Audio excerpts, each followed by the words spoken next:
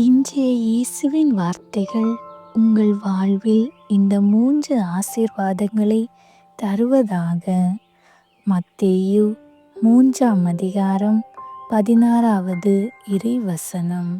இயேசு திருமுழுக்கு பெற்றவுடனே தண்ணீரை விட்டு வெளியேறினார்.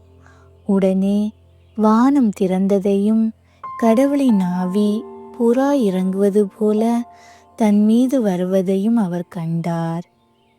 இயேசுவுக்கு வானம் திறக்கப்பட்டது போல இன்று உங்கள் வாழ்வில் அடைக்கப்பட்ட வாசல்கள் திறக்கப்படும். இறைவனின் ஆசீர்வாதங்கள் தடையின்றி உங்கள் மேல் பொழியட்டும்.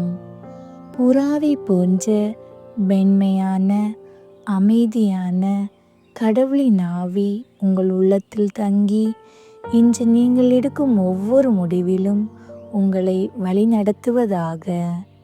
நீ என் அன்பான மைந்தர், இன்று இயேசுவை தந்தை இறைவன் ஏற்றுக்கொண்டது போல நீங்கள் கடவுளுக்கு பிரியமானவர்கள் என்ற உணர்வு உங்களுக்குள் அமைதியையும் தன்னம்பிக்கையும் தரட்டும்.